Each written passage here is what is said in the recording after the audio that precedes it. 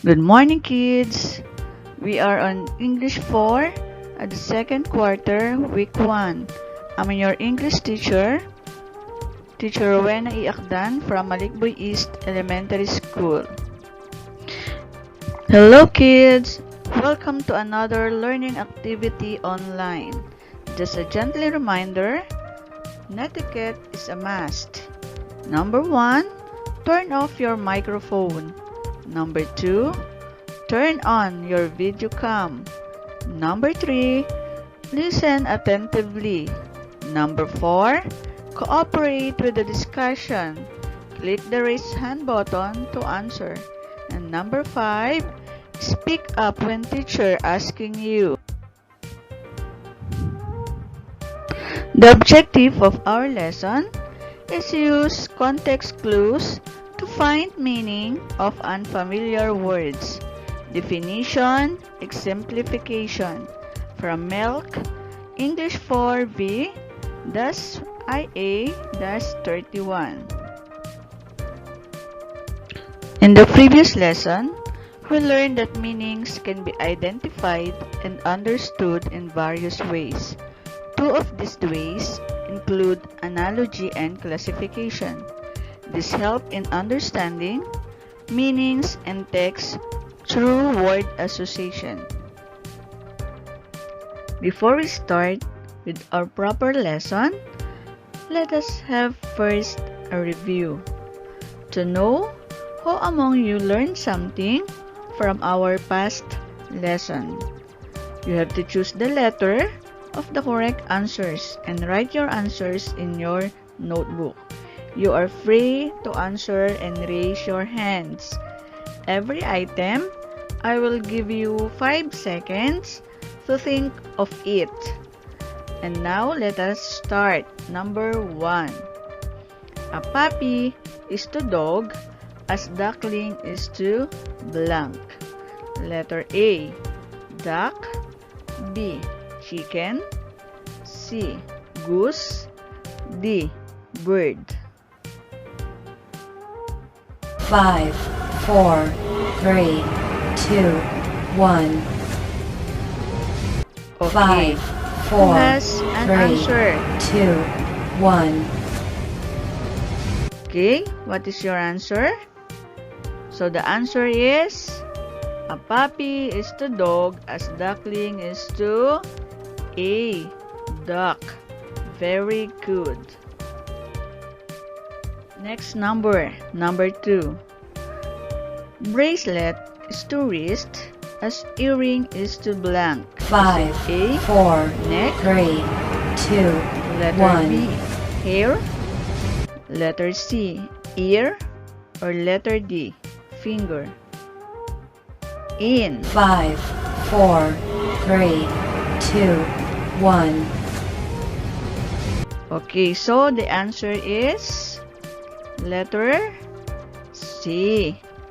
Bracelet is to wrist as earring is to ear. Very good. Next. Okay, number 3. Squash is to vegetable as pineapple is to blank. Is it letter A, 3?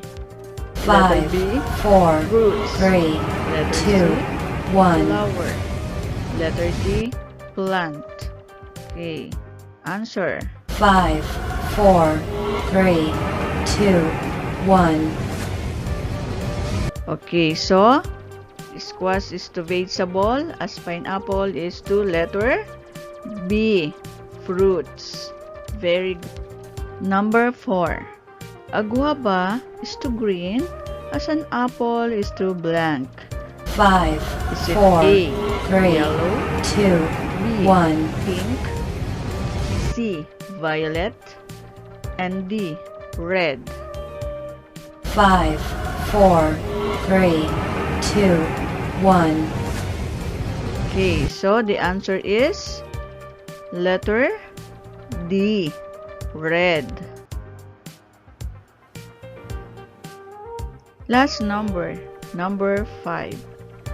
Eyes is to see as nose is to blank. Is it A, Smell. B. Hear. C. 5, Touch. 4, 3, 2, Taste. 1.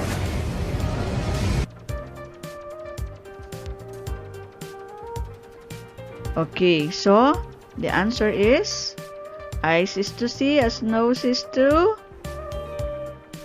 smell. Letter A. Okay, bravo. Now that you have something learned in our past lesson, let us go to our new lesson. At the end of the lesson, or the objective of our lesson, you are expected to use context clues to find meanings of unfamiliar words. Let us proceed to our lesson. When you read, you may encounter unfamiliar word or words that you do not know. Sometimes, you can get the meanings of these words without using a dictionary, just like the examples that we have. What are nocturnal animals? Nocturnal animals are creatures which are active during nighttime, like bats, owls, tarsiers, and crickets. Those are examples of nocturnal creatures.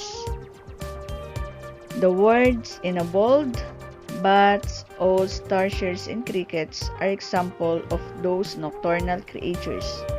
The term nocturnal animals is also defined above. What does the word nocturnal mean? So it stated that nocturnal animals are creatures which are active during night time. So what words in the sentences help you in getting the meaning of the word nocturnal?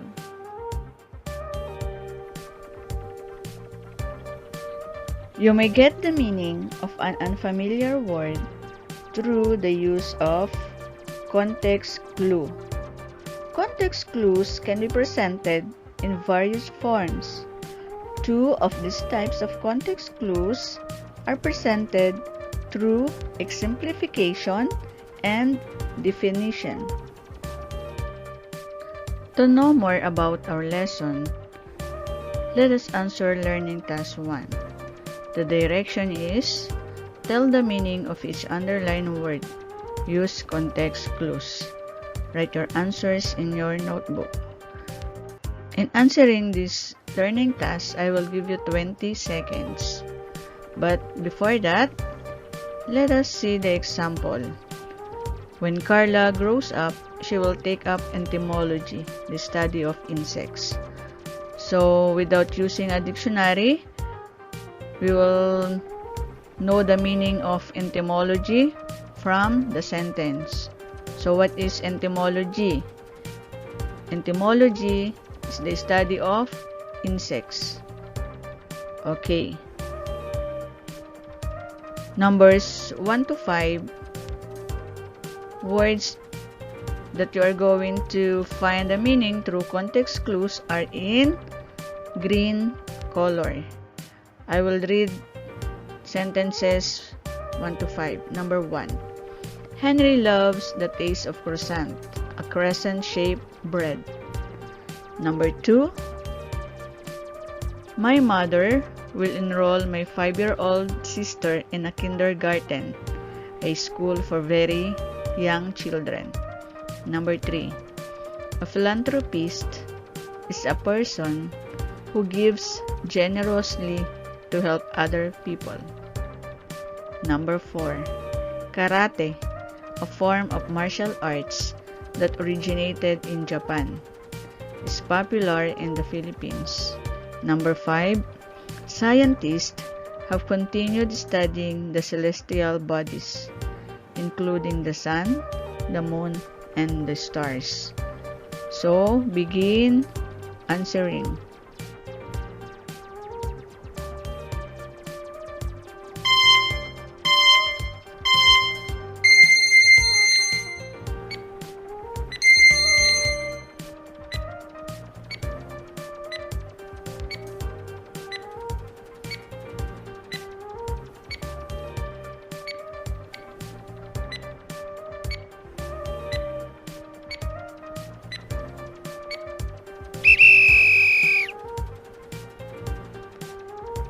Okay, who wants to answer number 1?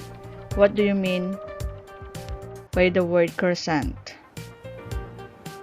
Okay, croissant is a crescent-shaped bread. Number 2, how about kindergarten? What do you mean by kindergarten? Okay, a school for very young children. Number 3, what do you mean by philanthropist? It is a person who gives generously to help other people. Then number 4, karate. What do you mean by karate? It is a form of martial arts that originated in Japan. And last number 5, what is celestial bodies? Celestial bodies is the sun, the moon, and the stars.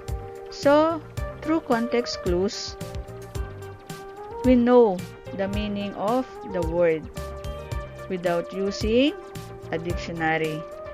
And we found it in the sentence also.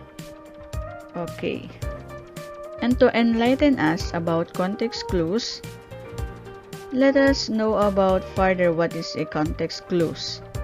Context clues are hints, clues, or bits of information from the text. When associated with prior knowledge, this allows you to inform the meaning of unfamiliar words in the sentence or text you are reading. And there are 2 types of context clues, the definition and exemplification. The 2 basic types of context clues. Okay. On our further lesson, we will know about what is definition and exemplification. Definition and exemplification, 2 of the basic types of context clues. Definition. What is the description of definition?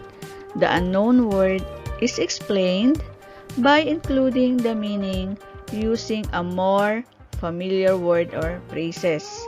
Example, entomology is the study of insects. How about exemplification? The unfamiliar word is cleared up by giving examples.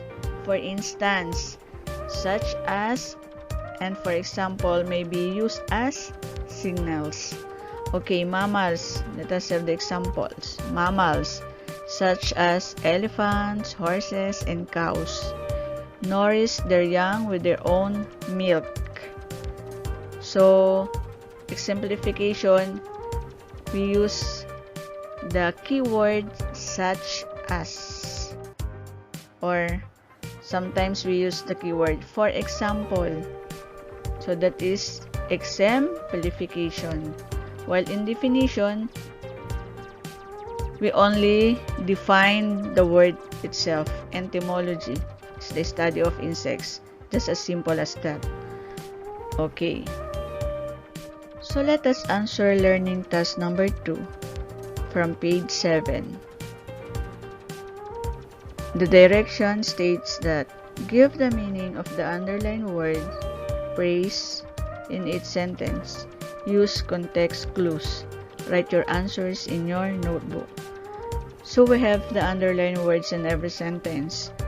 And we will going to get the meaning through context clues. I will also give you again 20 seconds to answer numbers 1 to 5. But first, let me read sentences. Okay, number 1. Elizabeth is specializing in ballet, a popular dance that originated in Europe. Number 2. The whole city was placed under the enhanced community quarantine, a restraint on activities to prevent the spread of disease. So the underlined word is quarantine. Number 3.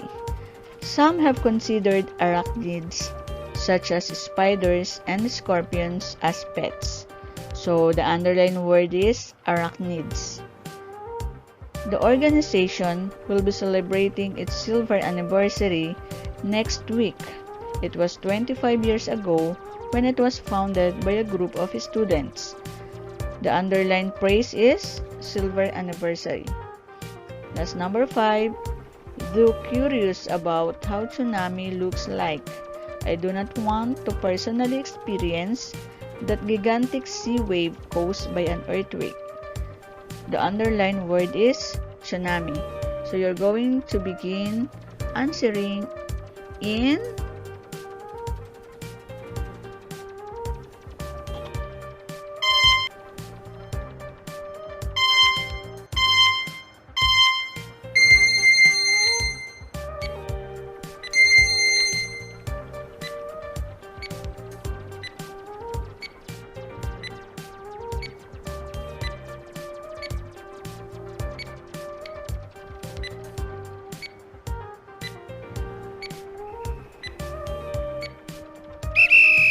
Okay kids, let us answer number 1. You are free to raise your hand if you want to answer. Okay, ballet. What's ballet? A popular dance that originated in Europe. Next, number 2. The word is quarantine. What do you mean by quarantine? Okay, a restraint on activities to prevent the spread of disease. Next, number 3, arachnids. Okay, such as spiders and scorpions. Number 4, what do you mean by the phrase silver anniversary? It is a 25 years of celebration. That is silver. Next, number 5, tsunami. What do you mean by tsunami? Tsunami is a gigantic sea wave caused by an earthquake. So, we get the meaning of underlined words through context clues. Okay. Let us proceed to learning task number 3 on page 8. Give the most appropriate meaning of each underlined word or phrase using context clues. Select your answers from the words in the parentheses. Write your answers in your notebook. Okay, number 1. When I grow up, I want to be an entrepreneur like Henry C. of SM and Tony Tan Cactiong of Jollibee. So the words in the parentheses are artist, businessman, performer. So what do you mean by the entrepreneur? Next, number 2. Rhea will study her modules in 3 learning areas such as English, mathematics, and science.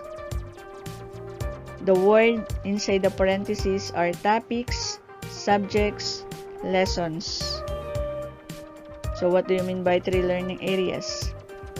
After I read numbers 1 to 5, I will again give you 20 seconds to answer the following questions. Okay, number 3. As a catastrophic natural event, Super Typhoon Rolly devastated a large portion of Bicol region.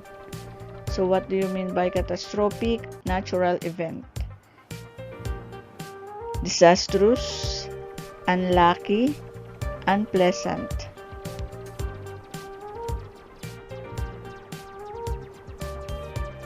Next, number 4. With a total height of 829.8 meter, the Burj Khalifa in Dubai is considered as the world's tallest edifice. The underlined word is edifice. And you are going to choose from house, building, monument. Next, number 5. Hurricanes, like tropical depressions and storms, are very common in the Philippines. They vary in strength and speed.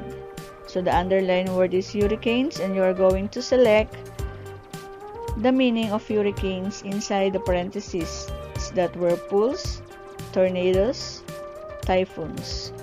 Okay? Start answering in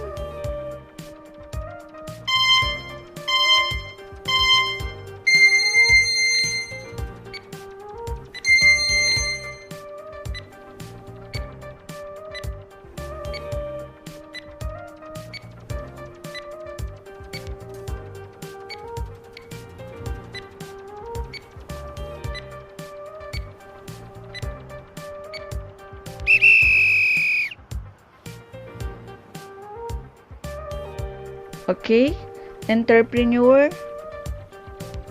Meaning of entrepreneur? Okay, it is a businessman. Number 2, 3 learning areas. What's that?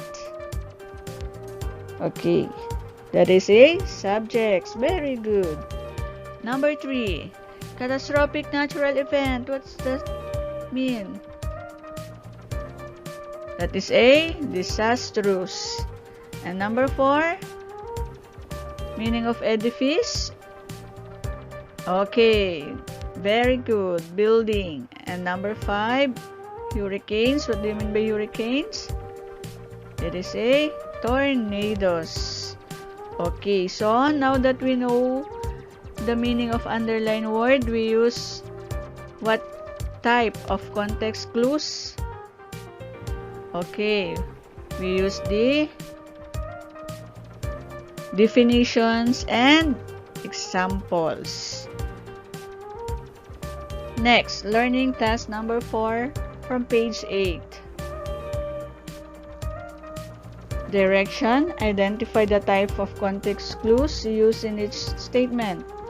In your notebook, you're going to write letter D for definition and E for exemplification. Okay, number 1, biology. The study of life is Ken's favorite branch of science. Is it letter D or letter E? I will give you enough time again to answer that after I read all the sentences. Number 2, school stakeholders such as teachers, parents, learners, and other volunteers support the school's green project. Okay, the word that is italicized is stakeholders. Number 3, to do that chemistry experiment, we need germanium, a grayish-white hard chemical element. So, the word in italicized is germanium.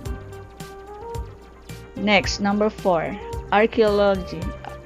Archaeology, the scientific study of prehistoric cultures, is interesting. So, what is archaeology?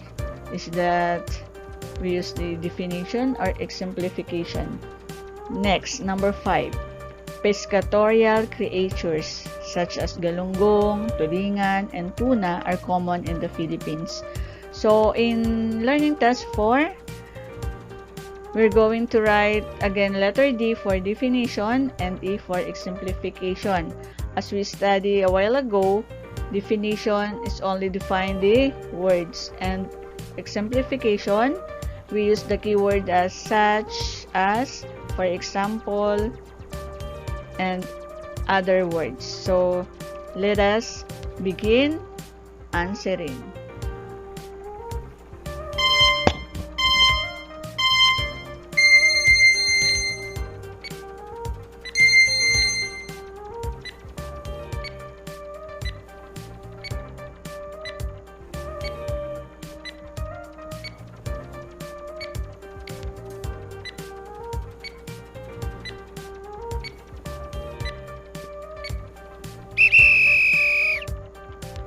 Okay.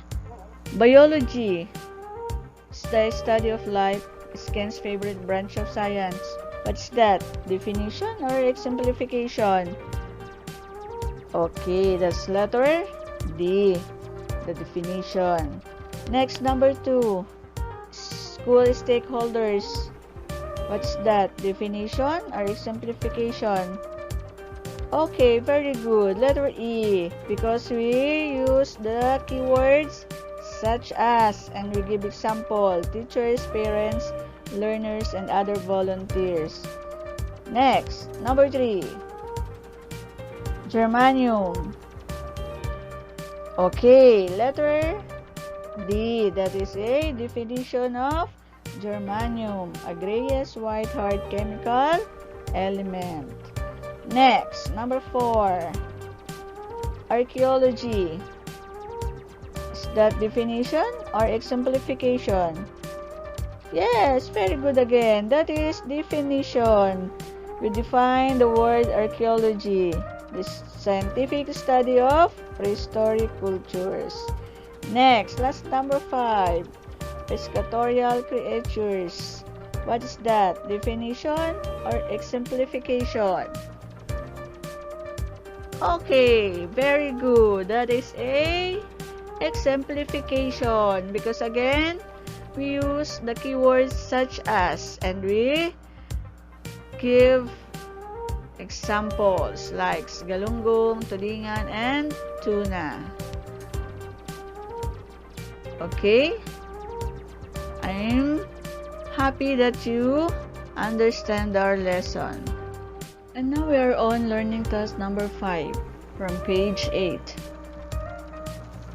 The direction said that we're going to identify the context clue that helps define the underlined word or words in each of the following sentences. You're going to write answers in your notebook. You have 20 seconds to answer numbers 1 to 5. Number 1. A young businesswoman opened her cafe, a small coffee restaurant near the university. The underlined word is cafe. Number 2. Ryan enjoys organizing a music fest because he likes celebrations and other festive gatherings. The underlined word is fest. Like yin and yang, Aria and Aris possess opposite characteristics. The underlined word is yin and yang. Number 4. Children love to watch cartoons or animated movie or television programs.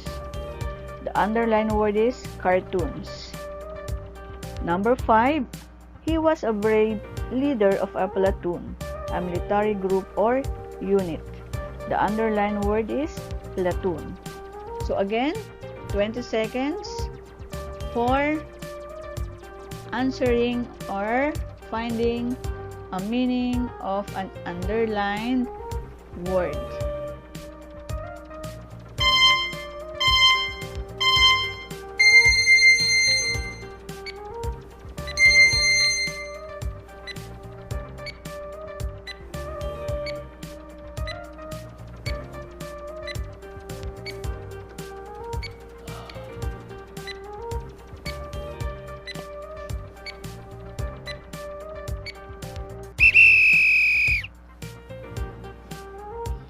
Okay, cafe. What do you mean by cafe?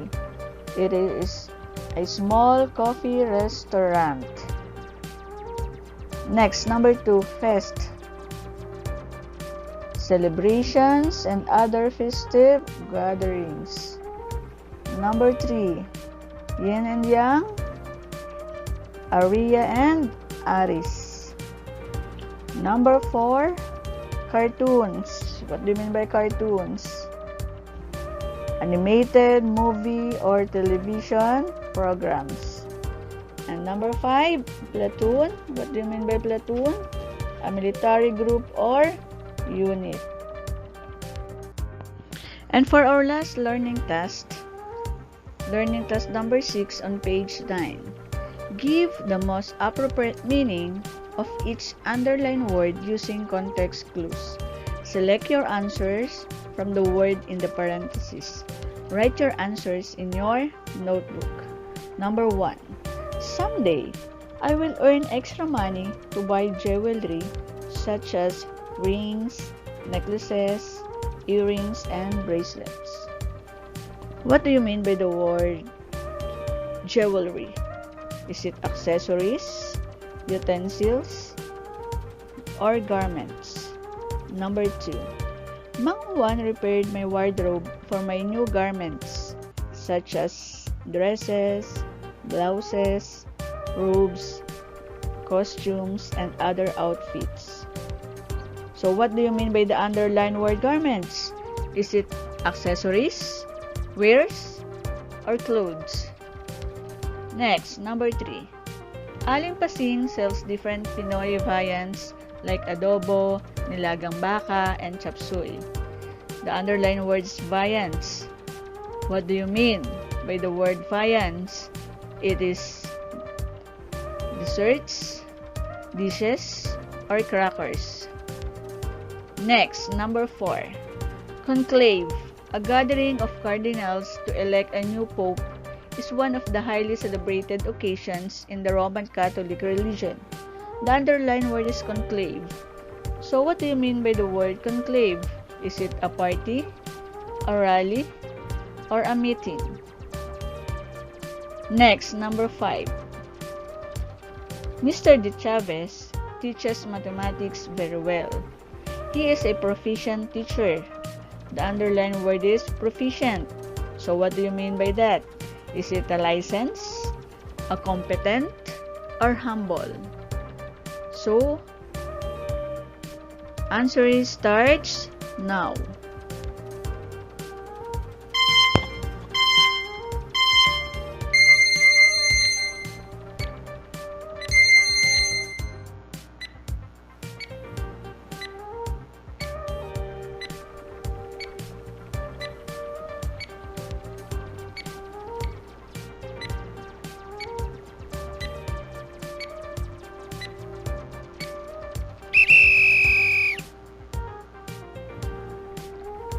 Okay, jewelry. What do you mean by jewelry? Okay, it is accessories. Garments. Okay, clothes. Viands. Very good. Dishes. Conclave. It's conclave. Okay, that is a meeting. Proficient. What do you mean by proficient? Okay, that is a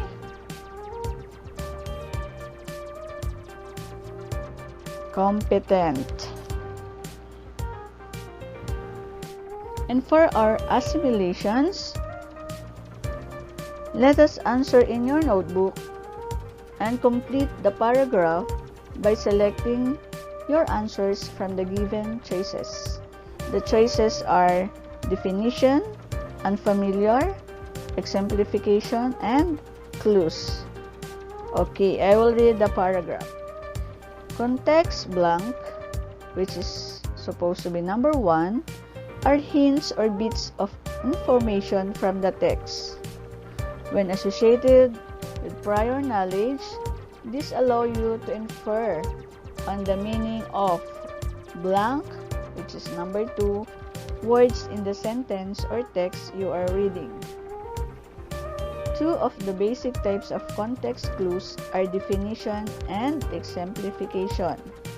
In blank, which is number 3, the unknown word is explained by including the meaning using a more familiar word or phrase. Meanwhile, in number 4, blank, the unfamiliar word is cleared up by giving examples. Okay, let us answer. Raise your hands if you want to answer. Okay, read the sentence with your answer. Okay, context, clues, very good, are hints or bits of information from the text.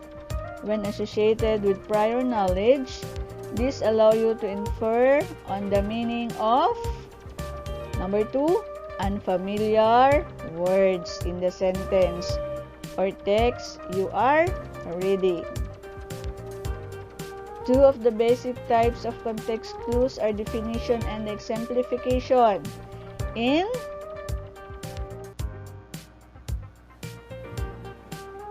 Definition number 3, the unknown word is explained by including the meaning using a more familiar word or phrase. Meanwhile, the exemplification, the unfamiliar word is cleared up by giving examples. Okay, I will repeat the answer. Number 1 is clues. Number 2 is unfamiliar.